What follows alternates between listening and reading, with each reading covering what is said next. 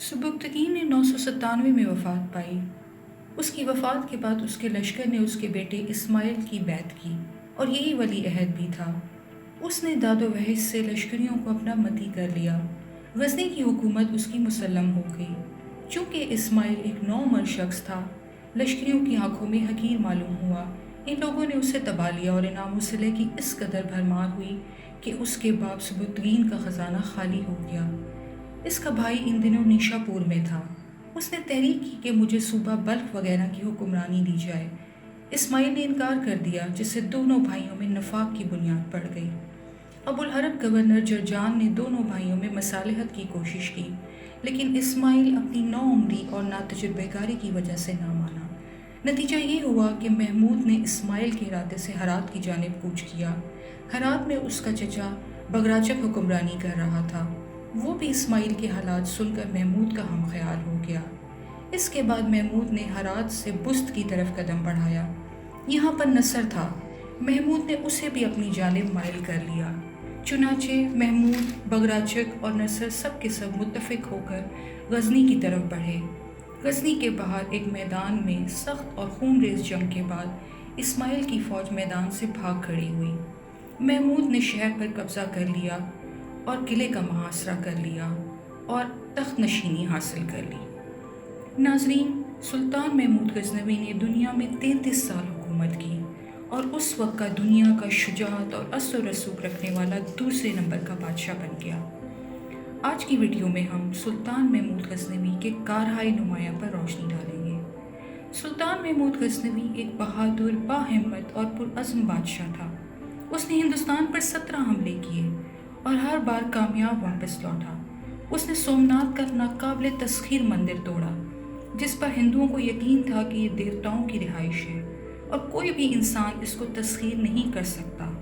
इसीलिए महमूद गजनवी को बुत शिकन भी कहते हैं। सोमनाथ का मंदिर इतना बड़ा था कि हिंदुस्तान के सब राजे महाराजे इसके लिए जागीरें वक्फ करते, अपनी बेटियों को इसकी खिदमत के लिए वक्फ करते। हर वक्त 2000 ब्राह्मण पूजा पाठ करने के लिए वहाँ हाजिर होते। सोमनाथ के बुत की छत 56 सतूनों पर कायम थी। वहाँ मसनूई या सूरज की रोशनी का बंदोबस्त बिल्कुल भी नहीं था, बल्कि हॉल के कंदीलों में जड़े आला दर्जे के हीरे जवाहरात रोशनी मुहैया करते थे। नाज़रीन, अल्लाह के शेर सुल्तान महमूद गजनवी बुत शिकन सोने चांदी के छोटे छोटे बुतों को रोनने के बाद बादशाह बुत सोमनाथ के सामने जा खड़े हुए। ये बुत 6 फुट ज़मीन के अंदर और 9 फुट ज़मीन से बुलंद था। इसी दौरान शहर के मुअज़्ज़ज़ समझे जाने वाले हिंदुओं ने मुंह मांगी मालो दौलत की पेशकश की कि सोमनाथ बादशाह बुत को कुछ ना कहें। सुल्तान के दानिश्वरों ने भी मशवरा दिया कि पत्थर के बुत को तोड़ने का क्या फ़ायदा, जबकि मालो दौलत मुसलमानों के काम आएगा। नाज़रीन, सुल्तान महमूद गजनवी ने अपने दानिश्वरों की बात सुनकर कहा कि अगर मैं तुम्हारी बात मान लूँ तो दुनिया मुझे बुत फरोश कहेगी, जबकि मैं चाहता हूँ कि दुनिया और आखिरत मुझे बुत शिकन के नाम से पुकारे। ये कहते ही महमूद बुत शिकन की तौहीदी गैरत जोश में आई और हाथ में पकड़ा हुआ गज सोमनाथ को दे मारा। इसका सर टूटकर दूर जा गिरा। फिर सुल्तान के हुक्म पर उसके 2 टुकड़े किए गए तो उसके पेट से इस कदर बेशकीमत हीरे जवाहरात और मोती निकले जो हिंदू मुअज़्ज़ज़ीन और राजों की पेशकदा रकम से 100 गुना ज़्यादा थे। नाज़रीन, 418 में सुल्तान महमूद गजनवी की वफ़ात हुई। ये वाक़या सच्चा और इनफरादी हैसियत रखता है कि 1974 में शहर गजनवी में ज़लज़ला आया, जिससे सुल्तान महमूद गजनवी की कब्र फट गई और मज़ार भी टूट फूट का शिकार हो गया। तो उस वक्त के अफ़गानिस्तान के बादशाह ज़ाहिर शाह मरहूम ने दोबारा मज़ार की तामीर नौ और कब्र को मुरम्मत करवाया। तामीर के मकसद के लिए कब्र को पूरा खोल दिया गया।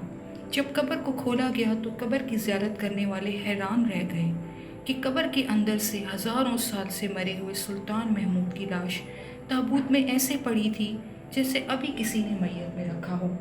उनका सीधा हाथ सीने पर था। अल्लाह ताला ने एक झलक दिखाई कि जो मेरे महबूब की गुलामी इख्तियार करते हैं वो बादशाह भी हो गए तो अल्लाह के महबूब बनकर, अल्लाह के प्यारे बनकर उसके दरबार में पेश होंगे। नाज़रीन, ज़िंदगी मुख्तसर है और वक्त तेज़ी से गुजर रहा है। वक्त के आगे ताकतवर से ताकतवर बादशाह कमज़ोर और बेबस दिखाई देता है। لیکن وقت پر جس شخص نے اللہ کی خوشنودی کو مقدم رکھا وہ شخص مرنے کے بعد بھی لافانی ہے۔ امید ہے آج کی ویڈیو آپ کو پسند آئی ہوگی۔ ہمیں اپنی آراء سے آگاہ کیجیے گا اور چینل کو سبسکرائب کرنا مت بھولیے گا۔